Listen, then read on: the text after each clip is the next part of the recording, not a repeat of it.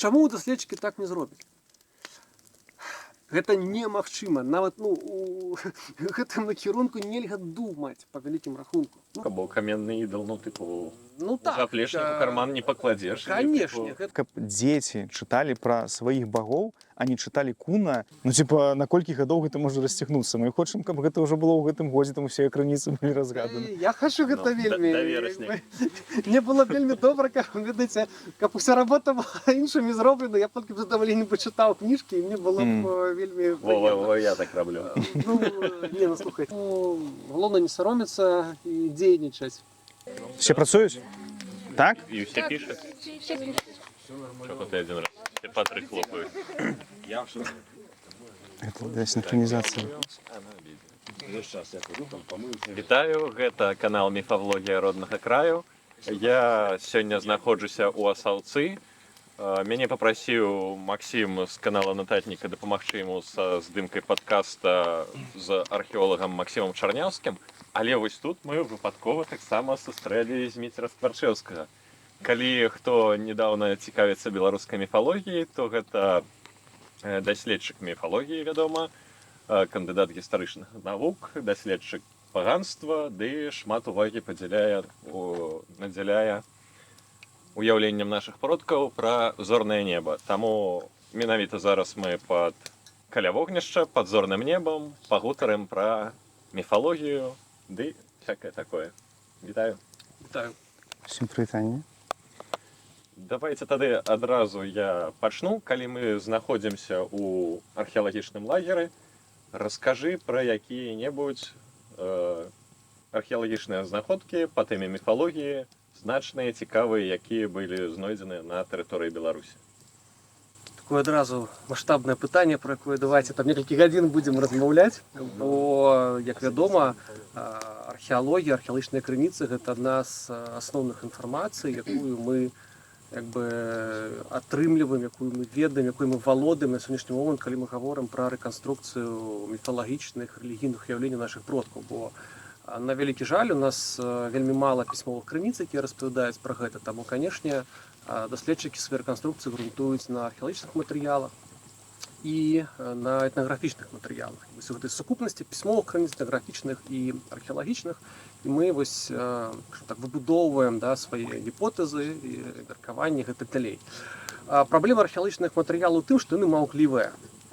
Мы знаходзім розныя артефакты, гэта ты ж там каменныя ідалы, напрыклад, але мы не ведаем, якому богу яны прысвечаны, якія абрады ладзіліся каля гэтага ідала.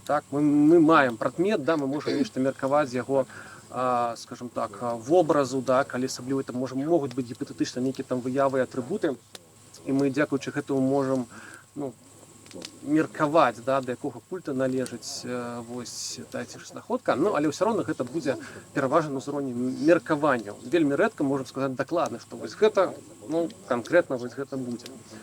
Калі гаварыць ўсё-такі больш канкрэтна адказваць на пытанне, якія археалагічныя знаходкі з Беларусі, вядома, якія шмат чаго нам гавораць, можа быць, не шмат чаго гавораць, але, канешне, мы, як асабіста на мой погляд, я б вылучыў гэта раскопкі верхаўлянскага свяцілішча у Брэсцкай вобласці, які рабіў Эдвард Зайкоўскі. Гэта адзін з такіх помнікаў, які найбольш даследаваны, прынамсі, скажем так, выкапана яго асноўная пляцоўка, таму мы можам больш-менш дакладна рэканструяваць знешні выгляд гэтага свяцілішча. Мы ведаем, што гэта былі валы, рвы, мы ведаем, што пляцоўка была брукавана, што былі брукаваныя рвы, што там гарэў увесь час агонь, што ў цэнтры была знойдзена яма ад слупа, відаць, нейкі драўляны ідол там стаяў. І вось мы маем уяўленне пра гэта, мы ведаем час. То, безумоўна, так. Канешне, яшчэ як скажем так, сярод пэўных майго уласнага топа, я акрамя верхаўлянскага свяцілішча я б яшчэ вылучыў і знаходку шклоўскага ідала, хаця тут адразу трэба сказаць, што гэта не археалагічная знаходка. І зноў-такі тут у нас ёсць шмат такіх прыкладаў, калі ідалы каменныя знаходзяцца, але яны па-за кантэкстам. гэта выпадковыя знаходкі, гэта не знаходкі на археалагічных помніках. Ну, можа быць, яны там ёсць гэтыя помнікі, але яны былі знойдзены як той же шклоўскі ідал выпадкова.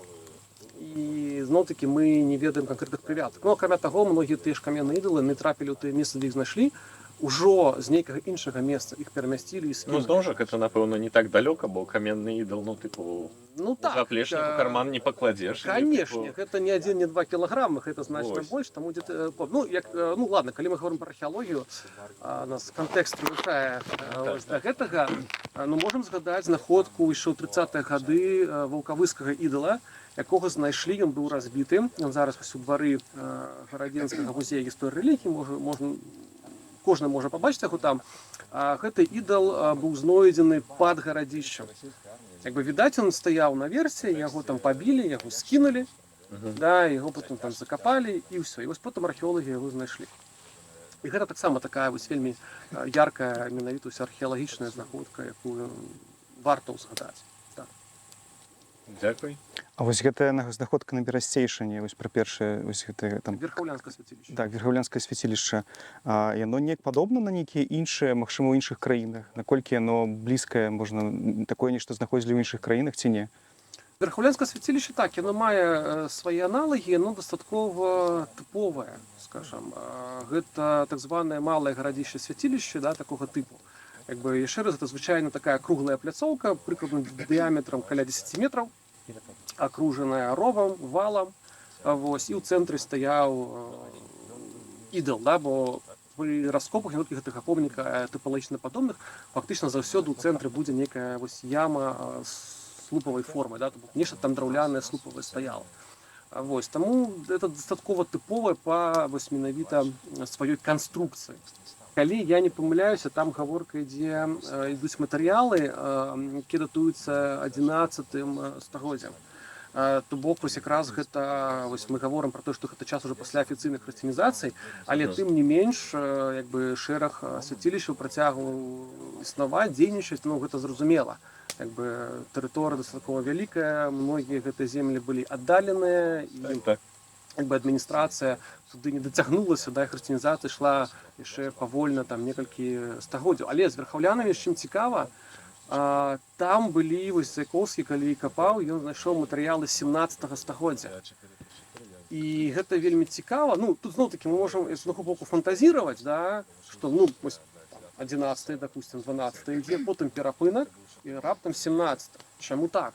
З аднаго боку можна бы патлумачыць вельмі проста, ну ехалі нейкія людзі, прыгожае месца, на сапраўды прыгожае, маляўнічае, так, там спыніліся адпачыць каля вогнішча, так. Але з іншага боку мы ведаем якраз такі па пісьмовых ужо крыніцах сярэдзіны 17 стагоддзя, што зноў-такі гэта сучасны Бераставіцкі раён, і у гэтай мясцовасці на сярэдзіну 17 стагоддзя фіксуецца такое насельніцтва, якое завецца Стара Літва.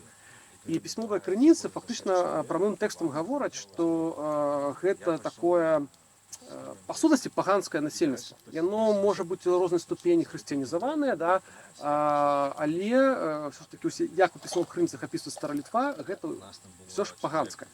І магчыма, што вось у 17 стагоддзі гэта некая такая актыўнасць на верхаўнянскае свяцілішча магла быць звязана менавіта з гэтай Старай Літвой. Што цікава, таксама ёсць пісьмовыя крыніцы мемуарнага кшталту вось Антонія Храпавіцкага, і таксама это 17 стагоддзе, гэтай мемуара згадваецца, што зноў жа недалёка ад гэтага верхаўлянскага свяцілішча, так, быў нейкі пагорак, на якім стаяў камень затулены, і туды людзі хадзілі, каб пазбавіцца ад хваробаў. Што цікава, уже сучасныя экспедыцыі разведкі археалагічнай 2009 годзе, зноў жа, калі памяць зараз не падводзіць, падобна, што знайшла гэтае месца. Камня там не было, але там помнік тыпалагічна падобны на верхаўлянскае свяцілішча, толькі што меншых памераў, меншай плошчы. І магчыма, што гэта яшчэ адно свяцілішча, яно не даследаванае абсалютна, вось, але яно там ёсць. І гэта якраз больш-менш стасуецца з пісьмовым крыніцам. Таму і верхаўляны вылучаюць, што яно тут цікава тым, што як бы некалькі стагоддзяў, да, перасякаюцца. І ёсць вось нейкія пэўныя выхады і на ўжо пісьмовыя крыніцы, якія таксама пацвярджаюць, што ў гэтых ваколіцах вось нейкія культы яшчэ ў 17 стагоддзі, так менавіта да хрысціянскага кшталту, яны яшчэ захоўваліся ў гэты час. А калі казаць агулам па Беларусі ёсць нейкая вось колькасць знойдзеных такіх свяцілішч, там, напрыклад, 28, і паўсюль там дакладна былі нейкія ідалы, ці нейкім чынам не вызначаецца так? Ведаеце, я думаю, што вось гэтая колькасць яна яшчэ чакае свайго падліку. Справа ў тым, што вось натуральна, што падобных аб'ектаў мусіць быць немало. Зразумела, Так. што кожны населены пункт меў сваё сакральнае месца. І як лічыцца, напрыклад, калі браць там гарадзішча жалезнага веку, днепрадзінскай культуры ці там шаўлінскай, звычайна гаворка ідзе пра тое, што на тэрыторыі ўласна гэтага гарадзішча і было пэўнае свяцілішча.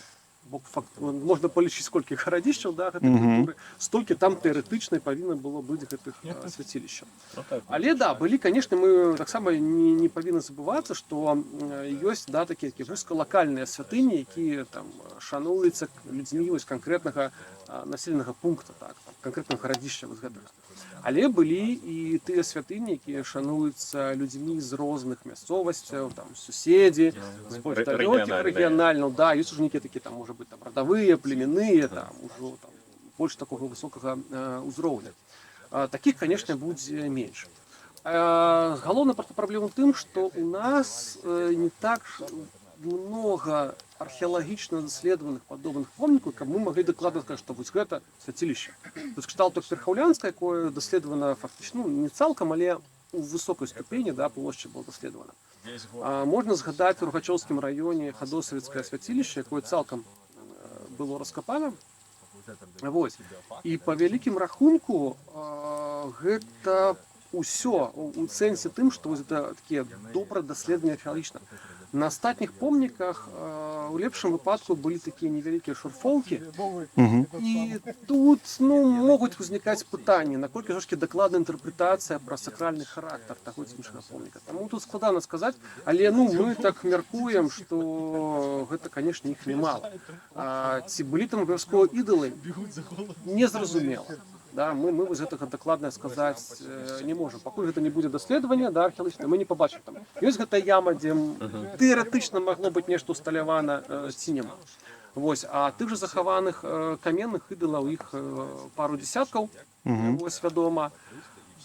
Ці цалкам захаваных, ці іх фрагментаў, але зноў жа мы ведаем, што не толькі былі каменныя, а драўляныя фактычна не дайшлі, не захаваліся. Якраз вось помніка Саведы мы знаходзімся вось той якраз станоўчы прыклад, да, дзе была знойдзена вот эта драўляная культавая скульптура, але гэта маленькая, да. Гэта не такі там велізарны ідол там. Але тым не менш ён відавочна таксама, это не проста была статуэтка дзеля мастацтва, а яно мела сакральны характар, і таму, канешне, мы таксама залічваем гэтую знаходку вось да ліку культавых скульптур, ідалаў, да, калі па-простаму гаварыць. А вось што расказваў таксама Максім пра з выявай змяі, гэта хутчэй проста для прыгажосці, ці таксама магла мець нейкае значэнне? Калі мы гаворым пра мастацтва старажытнае, да, вось асабліва пра каменны век, бронзавы, жалезны, там сярэднявечча, у тым ліку, мастацтва не існавала само для прыгажосці нічога не рабілі. Як бы яно не рабілі, але гэта ўсе паняцці былі звязаны, усе мэты, функцыі былі звязаны. Як бы ёсць сімвалічная мова, да, ёсць пэўны прадмет, да, ён мае сваё некае функцыянальнае прызначэнне, можа быць сакральным, можа быць не сакральным, да, і яно мае і сімвалічнае значэнне. І часам бывае так, што сімвалічнае значэнне будзе больш істотным. Так, пераплецена. Так, таму са змейкамі, гэта яўна не для там проста прыгажосці. Але проста якія сэнсы укладалі ў гэтую змейку, тут складана адказаць. Хаця, канешне, мы ведаем, да, там на нашай тэрыторыі гэта культ мужа, там, так, то мы бачым, што гэта стагоддзямі да нашых часоў вось жыве да гэтага. З аднаго боку, да, калі там браць там за саўцом, тут могуць быць пэўныя пытанні, бо таксама, да, мы ж трымаем у галаве, што гэта помнік, які утрымлівае шэраг пластоў, так, храналагічных. Да, і як бы некаторыя з іх там, допустим, точно до каменнага века адносяцца, а тут складаней сказаць. Але калі мы ўжо так гаворым не толькі пра савец, а ў цэлым вось зноў такі ўжо са з'яўленнем індаеўрапейцаў на тэрыторыі Беларусі, то тут уже можна больш-менш упэўненей пра штосьці гаварыць, бо фактычна ну, там беларуская міфалогія, беларуская традыцыйная культура гэта вынік развіцця вось індаеўрапейскай традыцыі, якая з'явілася суд бронзавым векам. Бо далей яна ўжо не перарвалася. Да, была хрысціянізацыя там так і розныя іншыя чыннікі, які ўплывалі на развіццё духоўнай культуры, але тым менш гэта ядро яно ўсё роўна заставалася. І тут уже да, мы можам нават ужо там трошки падцягваць з іншых эпох, але зноў жа не трэба тут забывацца, што гэта будзе зноў-такі рэканструкцыя. Так. Але ўжо мы карыстаемся просто фактамі ўнутры нашай культуры. Гэта, конечно, ўжо больш высокая ступень там верагоднасці, да, там нейкай там імавернасці. Вось, але ўсё роўна гэта таксама не будзе дакладным адказам, што гэта вось канкрэтна было. Зразумеў. Таксама учора бачылі, як ты сам лоўка рыдлёўкай махаў, можа сам нешта цікавае знаходзіў за час працы. Ну, на гэтым помніку я шчыра ўпершыню на саўцы, хаця даўно марыў тут пабываць, паўдзельнічаць у раскопках. Увогуле, не менавіта тут. Увогуле, канешне, знаходзіў і цікавых рэчаў на іншых помніках, асабліва там у Вальшанах, бо я там больш з 10-х гадоў прымаў удзел у вальшанскай экспедыцыі, там нямала чаго знаходзілі, тым ліку звязанага з духоўнай сферай. Тут можна, напрыклад, прыгадаць, на гальшанскім селішчы мы знайшлі падобна вось якраз такі частку сядзібнага ахвярніка гіпотэтычна. Гэта як выглядала, гэта была брукаваная пляцоўка, дзе на пляцоўцы гэтай стаяў камень.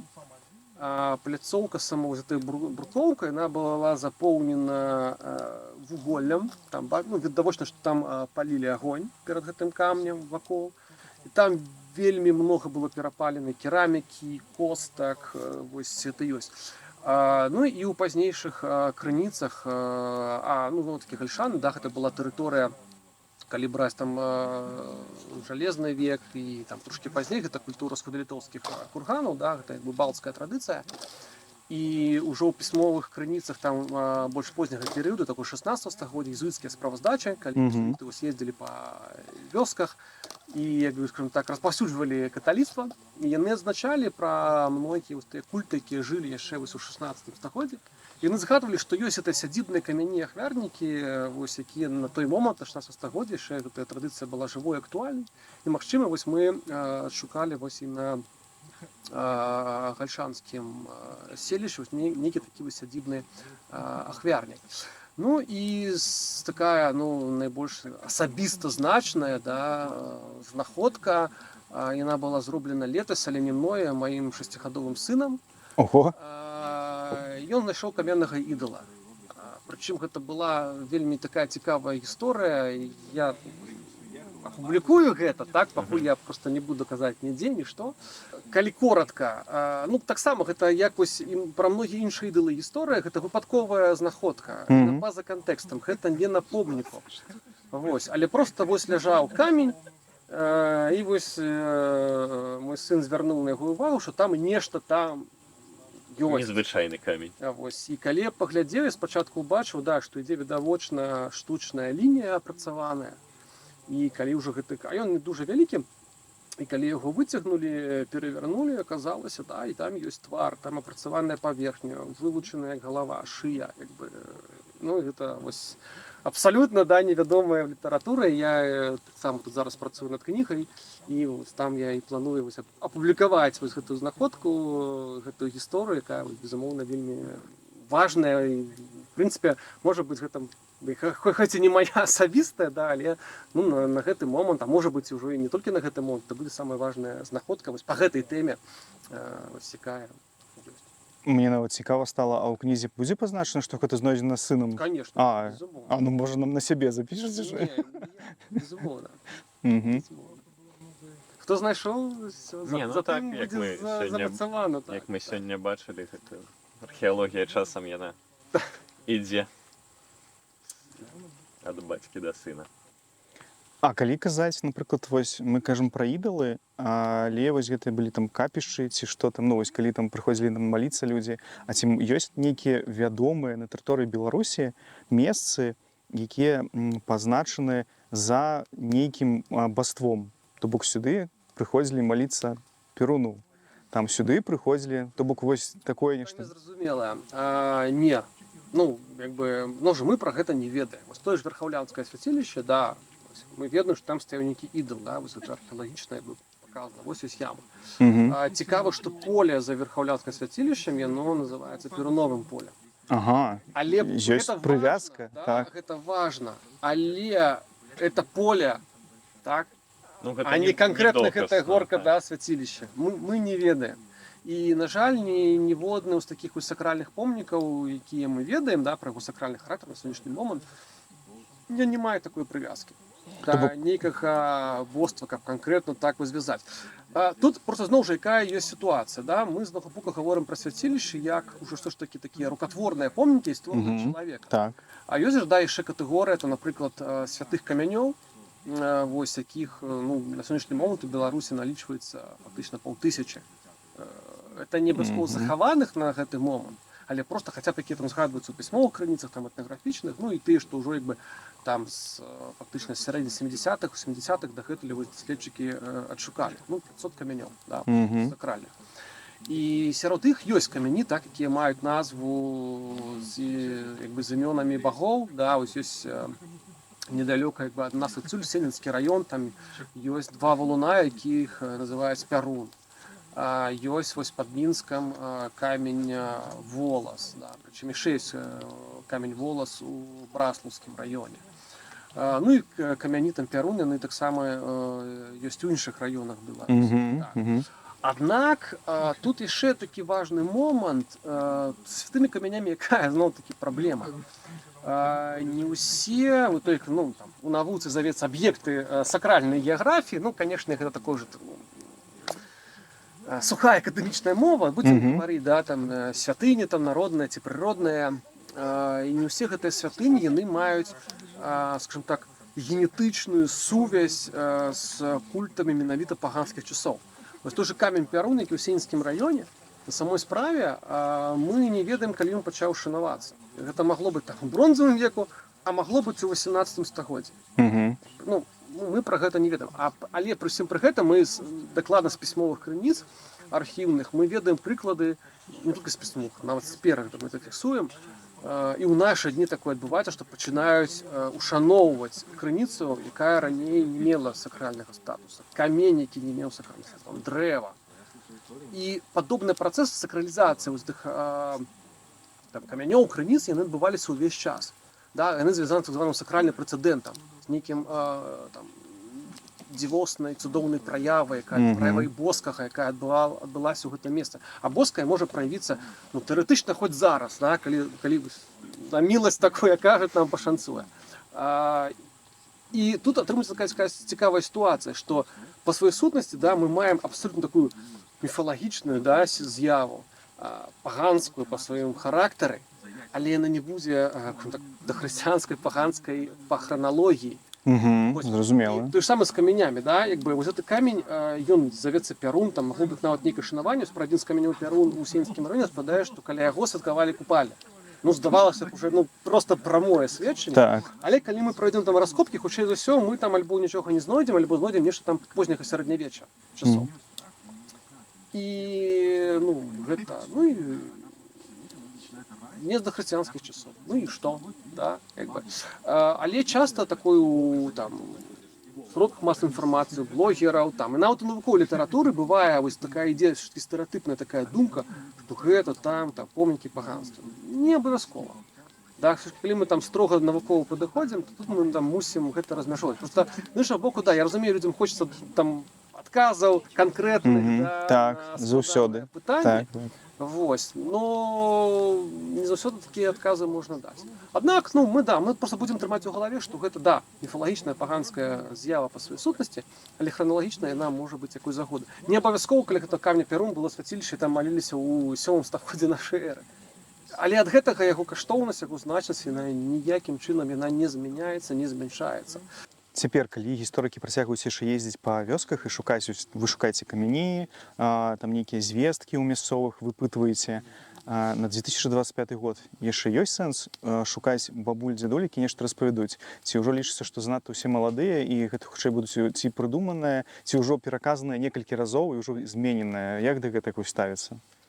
Сэнс такой работы, безумоўна, ёсць, і ён яшчэ гэты сэнс будзе актуальным, я думаю, дастатковы час. Канешне, мне складана сказаць, што гэта будзе 5, 10, 15, 20 гадоў, але так, ёсць людзі, якія ведаюць, якія памятаюць, і кожны год калегі і сам мы знаходзім нешта такое, пра што мы не ведалі раней. О, ну гэта круто. І гэта вельмі крута, бо мы самі часам, я сам, да, буду за сябе даваць толькі гаварыць, але, ну, меркаванне калег таксама могу згадваць, часам сам думаеш, што ты, як бы, ну, ўжо тут не зловіш нічога, да, не знойдзеш, але раптам знаходзяцца людзі, якія гэта не абавязкова будуць бабулі на самой справе, гэта можа быць і значна маладзейшыя людзі. Тут вельмі проста важна яшчэ раз гэты сам кантэкст, у якім гэта ўсё існуе. Традыцыя жывая ці не? Ці пра яе ўжо толькі памятаю, што яна калісьці была, там, ну, можа быць, там мне бабуля расказвала. А ёсць жа вёскі, дзе гэтыя камяні яшчэ, ну, напрыклад, камяні ці крыніцы, да, асабліва крыніцы. Вось все ж таки культ у нас крыніц больш жывы у параўнанні з камянямі. А зноў такі ён больш жывы, таму што так ці інакш яго царква ў большай ступені інтэгравала. Ну так, зараз. І таму гэта як бы падтрымлівае дадаткова. З камянямі, ну, ён, ну, зусім можа такі паганскі характар. Хаця зноў такі сярод усіх камянёў, камяні-следавікі, да, мы ведаем, што таксама такого актыўна інтэгруецца царквой. Жыровічы, напрыклад, знакаміты манастыр, там яго ж галоўная святыня, вакол которой фактычна і пабудаваны манастыр, гэта камень са слядком Багародзіцы. Это не одна царква, якой заходзіцца падобная святыня. Так вось, вяртаюся да пытання, бо вельмі важны гэты кантэкст традыцыі. Яна жывая, не жывая, яна актуальная, ці пра яе толькі ўжо там памятаюць. Вось, канешне, часам, да, бываюць, распавядаюць людзі, і ты слухаеш, і ты разумееш, што гэта пераказ таго, што яны прачыталі, пачулі па тэлевізіі, ўжо цяпер інтэрнэт працуе. І да, але гэта дастаткова проста зразумець. Але пры гэтым хапае людзей, якія раскажуць менавіта з пункту гледжання вось гэтай лакальнай традыцыі. І тут все-таки ўзрост не важны. Просто іншы момант, што калі гэта традыцыя жывая, гэта адно. Калі пра яе толькі памятаюць, зразумела, што больш старэйшае насельніцтва зможа чалавек, да, больш старэйшы, калі яшчэ сам удзельнічаў ці бачыў жывой гэтую традыцыю, да, ён можа больш нейкіх дэталяў расказаць, чым той, хто ўжо толькі з пераказаў іншым. Таму вось тут гэта будзе істотна. Но але знаходзіцца. Іншы момант, што, напрыклад, у нас яшчэ не знойдзена вялікая колькасць гэтых святыняў, пра якую згадка ў 19 стагоддзі, а мы дагэтуль іх не знайшлі. То бок гэта ёсць такія умоўна сакрэты, якія вось вы спрабуеце разгадаць, сходзячы з крыніц. І гэта таксама як такая задача, якую вы павінны вырашыць. Ездзіце... Можна і так сказаць. Можна і так сказаць. А колькі наогул чалавек займаецца вось гэтым, акрамя вас? Ну, типа, на колькі гадоў гэта можа расцягнуцца? Мы хочам, каб гэта ўжо было ў гэтым годзе, там усе крыніцы былі разгаданы. Я хочу гэта вельмі. Мне было вельмі добра, ведаеце, каб уся работа была іншымі зроблена, я толькі б задаваленнем пачытаў кніжкі, і мне было б вельмі прыемна. Я так раблю. Ну, не, ну, слухайце, да, это нормально, і гэта добра. Разумееце, у гэтую працу включена дастатковая колькасць, не дастатковая, она недастатковая, але, ну, немало. Мы, зноў-такі, мы не можам палічыць. З археолагамі трошки прасцей, да, бо мы... Археолог — гэта канкрэтная прафесія, каб быць археолагам трэба мець адукацыю, да, мець спецыяльныя паперы, дазволы, там, і так далей. І плюс трэба працаваць. Ці гэта будзе там, акадэмія навук, ці гэта там універсітэт, да, ну, нейкая там адукацыйная навуковая установа павінна быць. Таму археолагу палічыць прасцей, так? І там, ну, на сённяшні момант, да, таких актыўных сапраўды археолагаў у нас там, ну, там каля там 40-50, да, плюс-мінус по всей краіне. А з таким народазнаўствам, назовем гэта так, больш складана ў тым плане, што краязнаўцы, колькі іх у нас па краіне, 100, 200, 300 тысяч чалавек. Філолагі, якія вывучаюць пры гэтым фальклор, да, там этнографы, гісторыкі, іх як бы дастаткова будзе многа. Таму колькі не ведаю, да, якая это будзе лічба. Але ўсё адно гэтая лічба будзе недастатковай.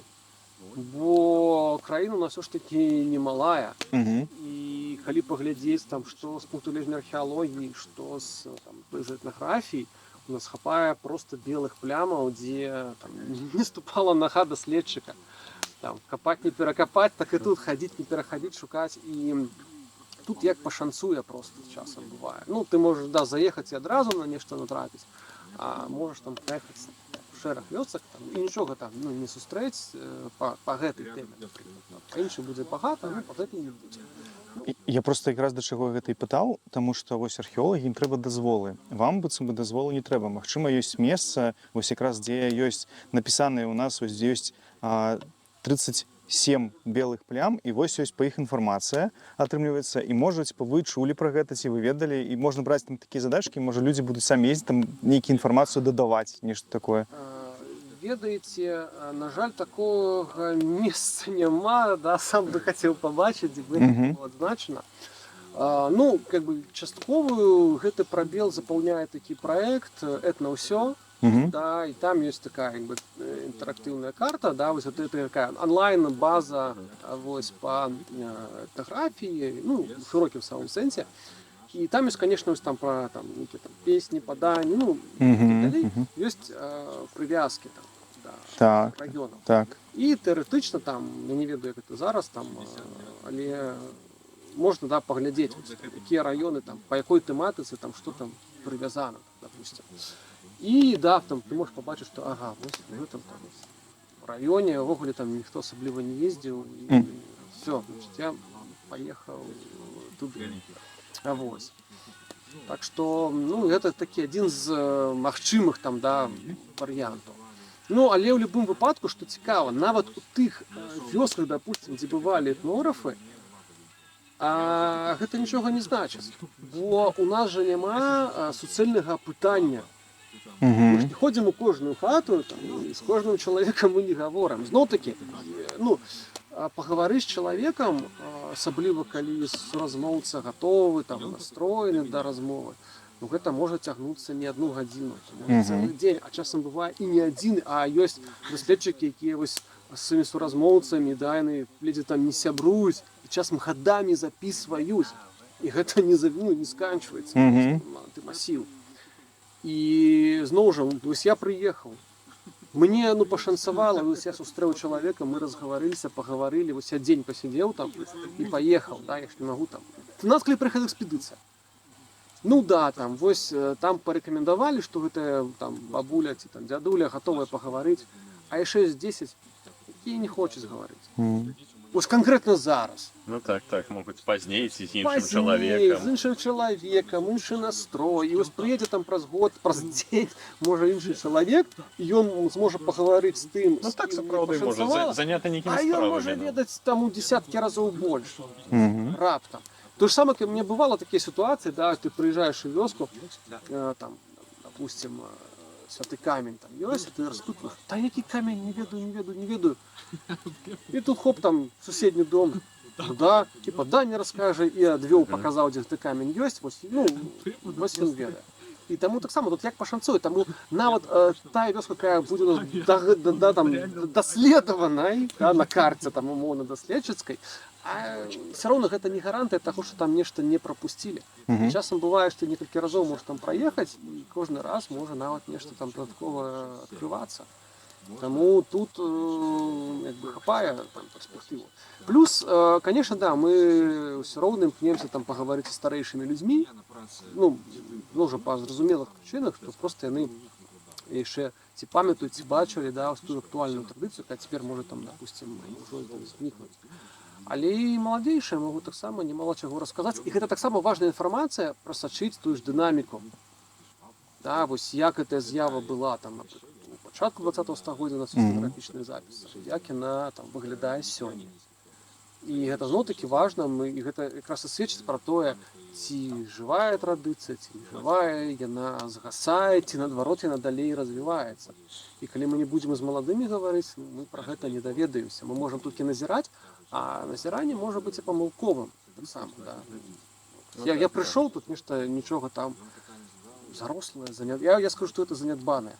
А справа ў тым, што там можа быць раптам раз на год, там вся вёска прыходзіць, нешта там робяць, і раз на год туды прыходзіць, на все зарастае до наступнага разу. Ну, гэтым ёсць спецыфіка, і добра, што тут для гэтага дазволаў не трэба, да, і кожны можа паехаць. Але трэба ведаць, пра што пытацца, як правільна, да, пра гэта запытацца, каб з табой пагаварылі, асабліва гэта важна там пра тое, што важная з'ява там за мовай, што далёка не з кожным чалавекам людзі, якія там дарам валодаюць, да, там шэптам, будуць гатовыя расказаць, пагаварыць, там, скажу, да, я не умею, не ведаю, і ўсё. А вось. Таму, да, трэба як бы яшчэ ўмець, да, як правільна, што запытаць, там, якое удакладняючае пытанне, да, ну, я сам на сваёй практыцы там бываеш, ну, там, раскажыце там пра каляду. Ну, тебе рассказали. Например, скажем. Ну, а ты разумеешь, что человек ведает значительно больше. И ты начинаешь потом десяток там додатковых пытаний, и тут, оказывается, всплывают, начинаются и песни, и там что там раби, ну, все. А коли ты человек не ведае, про что запытаться, ну, ён это пытанне не зможа задать. Але, да, ну, можно пошукать, есть там разные там кшталты, там, анкеты, пытальники, в принципе, там, нават нешта онлайн даецца ёсць, да, там, што можна там просто механічна зачытваць пытанні, да, там, ну, можна і так рабіць. Это таксама будзе вялікі плюс. Гэтым, я ведаю, раздаць тым, што на аўталаўках ездзіць, кожнаму.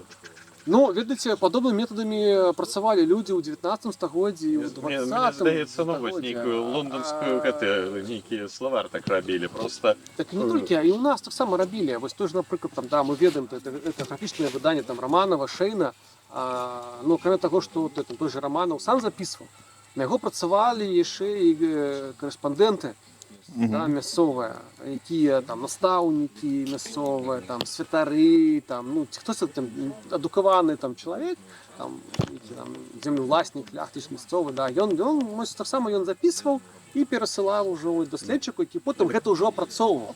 Просто І ў пэўнай ступені цяпер такое часам бывае работа, да, калі там некаторыя краязнаўцы, да, там таксама яны супрацы ўжо з акадэмічнымі даследчыкамі, яны вось ён просто перадае ім там пэўныя матэрыялы, і яны разам пачынаюць больш магутнасцей, каб гэта інтэрпрэтаваць, там зноў жа кампутары, нейрасеткі, ўсё такое. Ладно, нейрасеткамі. Шейн бы сам бы не апрацаваў бы там 20 тысячаў сведчанняў. А зараз больш даецца ў зборах, яму калі палічыць. Ну ладно, добра, ну за дзень. За дзень, так. Ну, а зараз, ну, з сучаснымі тэхналогіямі мы маглі бы, тыпу, зрабіць зноў жа. Мне падаецца, І рабіць некалькі, вось, ну, вось, як робіцца там перапіс насельніцтва, праводзіць такія штукі там раз на некалькі гадоў. мне падаецца, немагчыма нават са штучным інтэлектам цяпер, ведаеш чаму? Таму што, напрыклад, у тым самым, калі мы кажам пра перапіс, там все дакладна, то бок перапісчык піша на беларускай мове класічнай, а штучны інтэлект не ведае, там усе дыялекты, якія там запісалі, там дыктафон ці нешта такое. Мне падаецца, тут з гэтым будзе вельмі вялікая складанасць. Не, ну все роўна, справа ж не толькі ў штучным інтэлекце, але ж, ну, вось неяк, ну, праграма нейкая. Ну, просто я, да, можна таксама згадаць, там у 20-е гады ў БСР праводзілася анкетаванне, дзе там рассылаліся пра тыя ж там помнікі археалогіі, прикольна. крыніцы, і многія звесткі мы якраз ведаем з гэтых анкет таксама. Але гэта проста ж, ну, назва, да, фактычна, вось мы ведаем, што называецца так. Ну, але ж накірунак для даследавання даецца. Вось. Ёсць пытанне вось зала. Зараз іх задаваць пасля? Ну, калі па тэме... Калі па гэтай тэме, то зараз. Давайте праверым гук, на всякий выпадак. Так, у мяне такое пытанне. Вось вы размаўлялі наконт, ну, вось як апытваць насельніцтва, калі мы там прыязджаем у вёску, ўсё астатняе. Ці ёсць такія уніфікаваныя нейкія анкеты, апытальнікі, дзе іх знайсці, вось каб, напрыклад, я вырашыла, што я хочу апытаць сваю бабулю, і я разумела, як правільна гэта зрабіць, а не вось проста наабум. Калі я там вырашыла запісаць, напрыклад, замовы, там мясцовыя легенды, паданіць, я ведаю, што ў маёй вёсцы ёсць там нейкі камень, і ён дакладна вось нейкі такі культавы. І я хочу гэта зафіксаваць. Дзе я магу знайсці гэтую метадалогію? Адшукаць можна і онлайн, я думаю, ёсць, бо прынамсі я бачу. Конечно, трэба зразумець, што нейкага такого універсальнага апытальніка не будзе, бо апытальнікі звычайна тэматычныя, так, там, па той ці іншай тэме. Ну, але ёсць, в прынцыпе, такія агульнага кшталту таксама можна сустрэць. Ёсць у онлайн-бібліятэках універсітэтаў нашых, ёсць розныя там вучэбна-метадычныя дапаможнікі, дзе таксама ёсць як такія там пэўныя дадаткі ідуць з падобнымі анкетамі. І праз там пошук іх можна адшукаць. Ну, я калісьці так спрабаваў, ну, па некаторых знаходзіліся. Ну, можна такім шляхам паспрабаваць пайсці. Магчыма, в бібліятэках можа быць таксама падобныя апытальнікі. Ну, уже, звычайна, будзе нейкая такая менавіта вучэбна-метадычная літаратура па там, этнаграфіі. Ну, то бок няма нейкага такога вось аўтара, які вось сучасны. Не, ну каб вось, напрыклад, умоўна, вось я так шукала, яны збольшага ці нейкія такія савецкія, ну, ці нейкія такія ўжо, ну, не надта прыстасаваныя да нашых часоў. Яны там больш актуальны, там, ну, гадоў 50 таму. Бо, напрыклад, калі паглядзець на як працуюць з этнаграфіяй, напрыклад, нашы там суседзі, то там з'яўляюцца такія прыватныя праекты, якія распрацоўваюць апытальнікі, такія больш для грамадства. Яны нават шукаюць такіх нейкіх агентаў на месцы і вось суправоджваюць іх гэтымі апытальнікамі. Вось Беларусі, я так разумею, што нічога такога і няма. Можа быць і ёсць, але да, гэтая практыка яна не будзе шырока распаўсюджанай.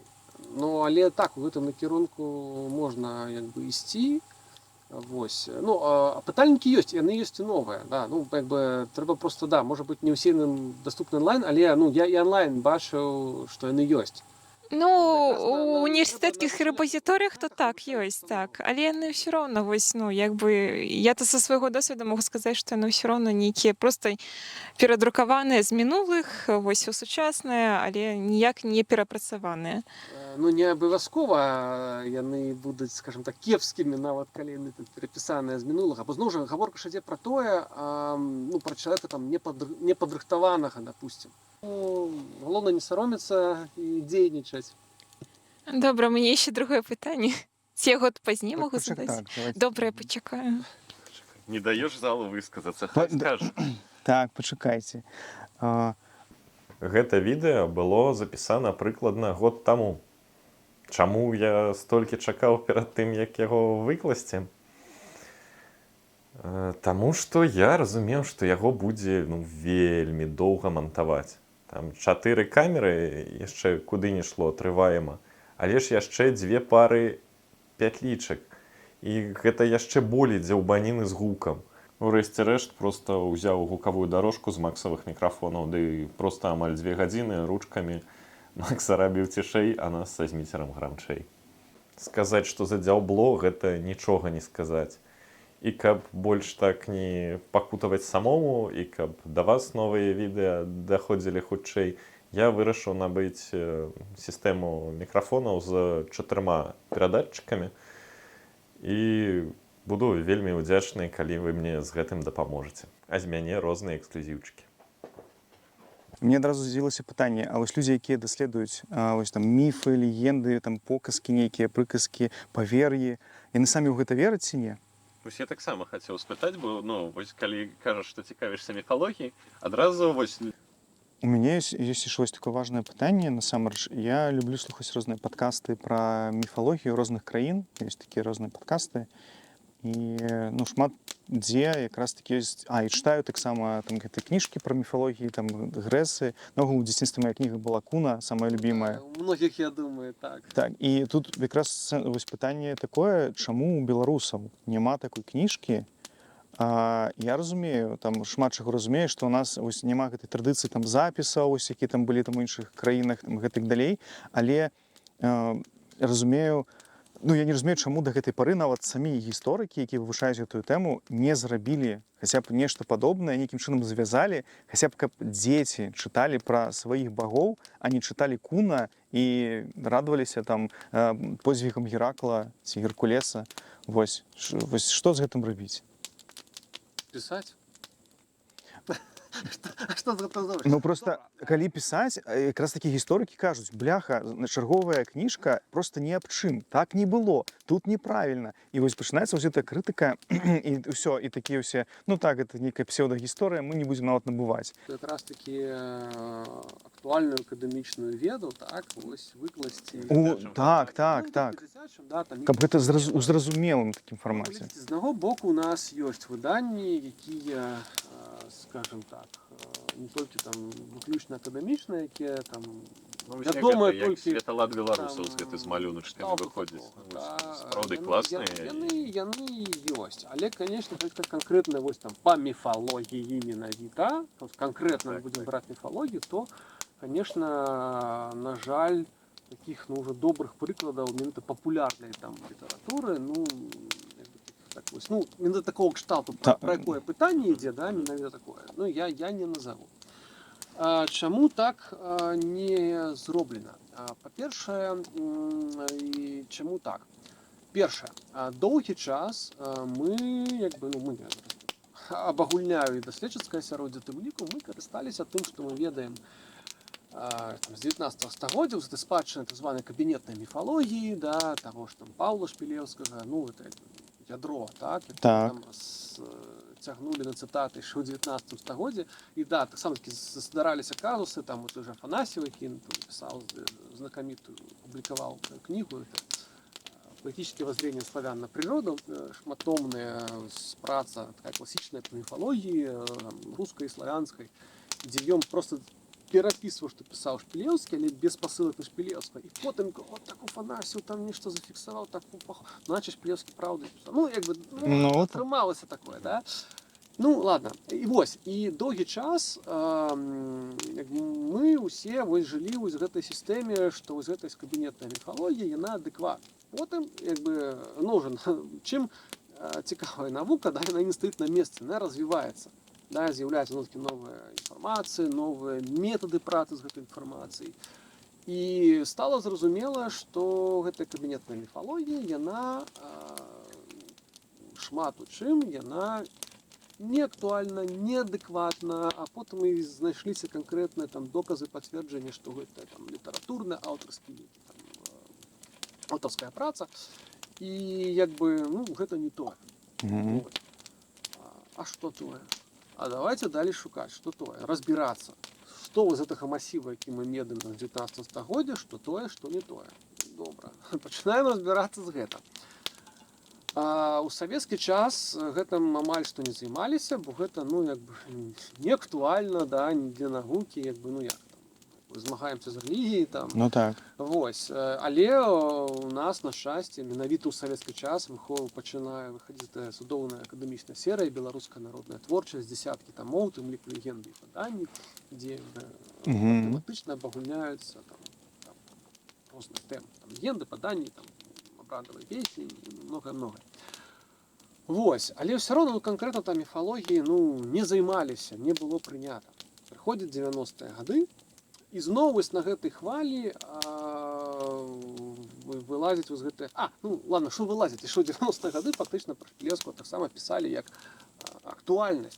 Як бы гэтая памылковасць, хаця Шпілеўскага крытыкавалі яшчэ тады ж, калі выходзілі да яго гэтыя творы міфалагічныя. Яго сучаснікі пісалі, што ўжо тады, што гэта не так. Ну, ну, канкрэтна ўжо навукова гэта ўжо ў 21 стагоддзі было даведзена, да, што гэта, ну, не так. І ў 90 таму пісалі тое, што было. І на самой справе, з моманту, калі мы ўсё ж такі вось зразумелі гэтую праблему, да, як бы, в навуковым плане, і да цяперашняга часу, то прайшло на самой справе не так много, ну, там, не больш за 20 гадоў. З аднаго боку, да, можна, кажа, што за 20 гадоў нічого не напісалі, але далей ідзе іншая сітуацыя. Колькі гэтых аўтараў, там, якія ёсць, якія могуць фізічна гэта зрабіць? Не дуже много, скажем так. Так само, хто займаецца там міфалогіяй. А шэраг з гэтых аўтараў, які займаюцца міфалогіяй, дагэтуль Шпілеўскі абсалютна всю праўду напісаў, і што вы тут клевету разводзіце. Дык мала Ну, таго. Нават тых жа іншых там часам даследчыкаў, якія маглі б напісаць па-іншаму, І ў гэтым складанасць. а гэта некаторыя людзі, якія мелі Каб там было, пасады, там, да, яны могуць там уплываць на кірунак, да, там навуковага там пэўнага даследавання, асабліва маладога даследчыка, там аспіранта, допустим. Гэтага ходу не давалі. І іншая яшчэ таксама актуальная праблема, што да, гэта важна, але важна для каго, да, пачынаем разважаць. І што важнее, напісаць гэта, да, такую папулярную кніжку пра міфалогію, Мне адказ ёсць. ці паспрабаваць тым людзям, якія могуць напісаць, все ж таки максімальна яшчэ злавіць, зафіксаваць, пакуль мы яшчэ можам гэта лавіць, да, вось гэтую жывую традыцыю, якая ёсць. Да, давайте дискутировать. Не, мне просто падаецца. Чакай, я Добра. спачатку хацеў сказаць, што уся праблема якраз у тым, што трэба зрабіць і цікава, і праўдзіва. І гэта сапраўды можа зрабіць не так шмат людзей. І вось у гэтым складанасць. А пра тое, што можа я твой адказ скажу, што важней зафіксаваць традыцыю ці зрабіць дзіцячую кніжку, дык дзіцячая кніжка можа якраз і натхніць шмат людзей на тое, каб стаць даследчыкамі, і даследаваць будзе ўжо не 100 чалавек, а 1000.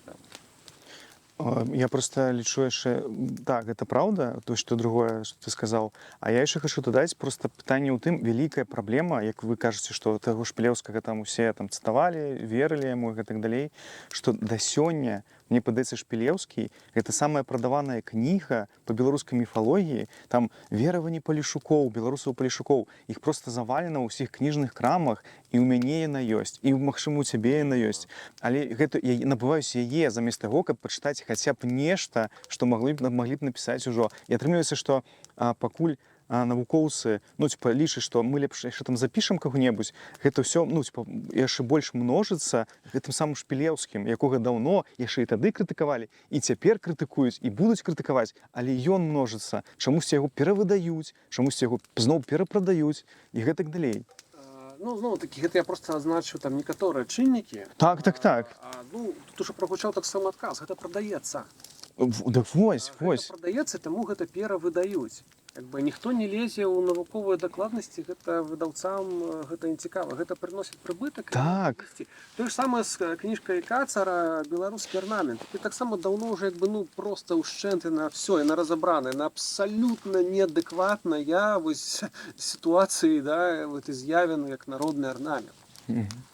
Але карцінкі прыгожыя, простымі словамі, у тым ліку з уведзенымі ў гэты арнаменты вобразамі са Шпілеўскага, у тым ліку, і уласнымі распрацоўкамі Кацара. Гэта на самой справе вельмі цікавы чалавек, унікальны, як і Шпілеўскі таксама, канешне. Але гэта не народная культура, гэта не арнамент, але гэта колькі ўжо перавыданняў гэтага народнага арнамента, беларускага арнамента Кацара, я не ведаю, 10, яно все раскупаецца, яно все забіта. Дык так, таму што ніхто іншага не даў, і таму атрымліваецца, людзі набываюць гэта і вераць у гэта. Разумееце, яшчэ я скажу таксама, на прыкладзе таго ж Кацара. Справа ў тым, як мне сказалі, чаму, я быў таксама калісь у дыскусіі удзельнічаў звязаны з гэтымі всімі азбукамі арнаментаў і іншых. Чаму даследчыкі так не зробяць?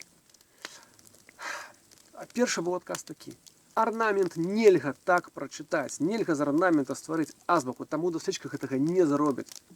Гэта немагчыма. Нават у гэтым накірунку нельга думаць па вялікім рахунку. Все, гэта арнамент не так. Гэта чытаецца так. Тое ж самае, можа быць не тое ж, але падобна з міфалогіяй.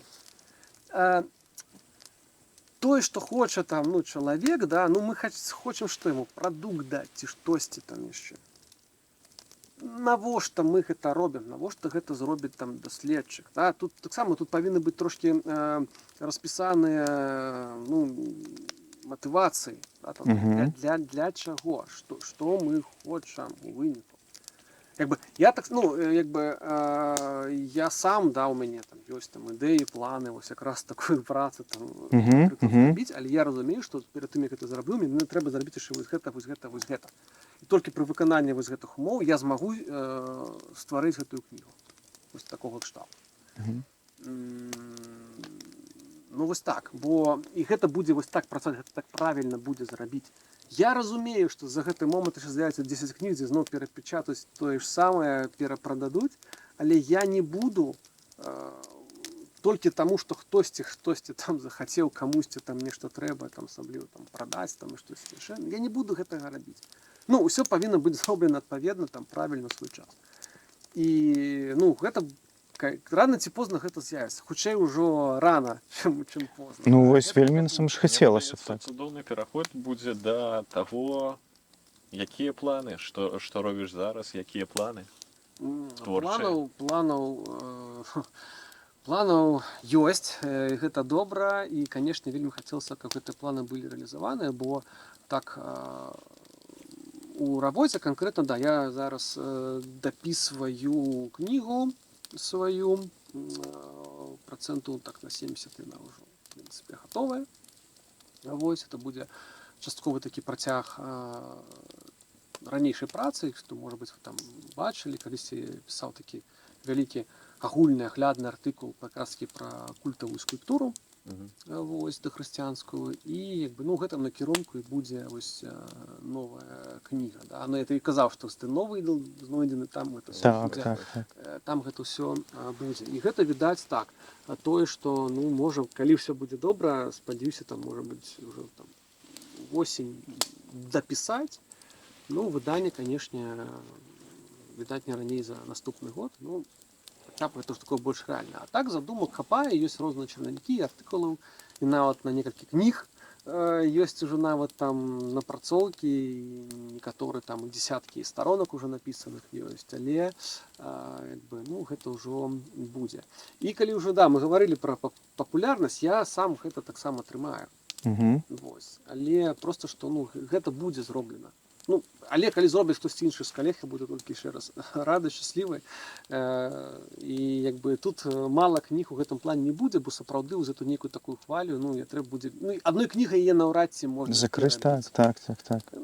Малаверагодна, канешне. Плюс у мяне ўжо напісаны артыкул, але я яго не магу пакуль што выдаць, там па розных прычынах. Але артыкул важны, як мне падаецца, я ўжо на некалькіх канферэнцыях з гэтай тэмай выступаў. Таксама прысвечаны гэтаму разбурэнню міфаў, пра міфы. О, таксама класна. Бо акрамя Шпілеўскага у нас таксама ёсць яшчэ больш за дзесятак міфалагічных імёнаў, так? Нават сучасных, я ведаю. Без якіх мы не ўспрымаем беларускую міфалогію. Так, бо гэта будзе персонаж Шпілеўскага. Напэўна, у Віцебску тады, калі я праходзіў, было... Так, я пра гэта якраз тады распавядаў, і на лекцыях я пра гэта гаварыў, і на навуковых канферэнцыях уже сёлета таксама выступаў. Вось, там гэта все там зазолкі, гаёўкі, азярніцы, Зюзя. Зюзя, Зюзя это Шпілеўскага ідзе. Вось. Пра гэтых ніхто пісаў. А таксама там вялікія пытанні з гэтымі ўсімі персанажамі яшчэ. І вось я чаму пра гэта гаварыў, што спачатку трэба зрабіць гэтую такую дэканструкцыю. І цяпер так, у мяне ўжо ёсць нейкае разуменне, дзе надзейны грунт, а дзе тое, куды не трэба ісці, бо там незразумела. І вось з гэтым уже можна будзе далей нешта зрабіць. Вось, бо якраз матэрыялу хапае, каб ужо нешта такое больш папулярна зрабіць. Тут проста галоўна, каб было здароўе. Да, і тады ўжо магчымасці як-небудзь з'явяцца, і гэта можна будзе напісаць. У нас ёсць пытанне з залу. А можна яшчэ якія-небудзь імёны, вось акрамя Шпілеўскага, у якія не трэба верыць? Вось некалькі. Не ўсе, канешне, мы прачытаем гэта в артыкуле. Напрыклад, можна там узгадаць таго ж там Адам Кіркор, да, з 19 стагоддзя. Асноўным гэта ўсё будуць з 19 стагоддзя. Вось якраз калі так квітнела кабінетная міфалогія на хвалях якраз станаўлення нацыі, романтызму і так далей. там Теодора Нарбута. Вось. Але там што ў Нарбута, што ў Кіркора, да, што ў Шпілевскага, там таксама у чым жа складанасць. Там жа не ўсё, ну, неправда. Да, як бы ёсць тое таксама, што цалкам там этнаграфічна гэта можна спасылацца, это можна карыстацца. Але зноў жа тут праблема ў тым, што гэта спецыяліст можа зразумець, хаця, як показала практыка, далеко не ўсе нашы спецыялісты таксама гэта разумеюць, на жаль. Ну, а непадрыхтаваны чытач, канешне, гэтыя нюансы ён не зможа так разабраць. Ну, але ну так тут больш так асцярожна трэба да гэтых запісаў ставіцца. З таго, што там ну ёсць таксама там ну менш вядомая, напрыклад, там Сергей Хмара. Яго была кніжка, двойчы перавыдавалася аб бахох крывіцкіх там сказы, які фактычна стварыў такі гэта паэзія, да, гэта цалкам літаратурны твор. Ну, але я бачу, што часам гэтыя героі, скажам так, сюжэты, яны трапляюць у так ці інакшую літаратуру. Ну, але зноў жа гэта абсалютная аўтарская работа, якая нават не грунтуецца на фальклоры. Той жа Шпілевскі хаця б браў фальклор і з ім працаваў, апрацоўваў. А Хмары там проста аўтарскі ідзе тэкст. Вось, ну, таму на гэта я б і звяртаў увагу. З сучасных выданняў, якія там выдаваліся па міфалогіі, ну, я не рэкамендую там кнігі, вось там Алесь Шамак, беларуская міфалогія, там міфалогія беларусная, ёсць некалькі выданняў, бо многія з іх это фактычна тэкст проста ідзе пераказ таго, што пісаў Шпілеўскі ў чыстым выглядзе і некаторых там іншых аўтараў. Але ёсць і прамыя таксама аўтарскія фальсіфікацыі, прычым вельмі грубыя падробкі, якія там ну настолькі відавочныя, ну, гэта проста ну недапушчальна у навуковай, а тым больш гэта літаратура мае яшчэ статус там вучэбнай, то в прынцыпе забаронена, нельга так рабіць. Але да, я ведаю, што гэтыя кнігі яны многія людзі іх бачылі, чыталі, таму так. Але не варта. Ну давайте, может, тады і сканчваць. Дзякуй за размову. Дзякуй вам. Дзякуй.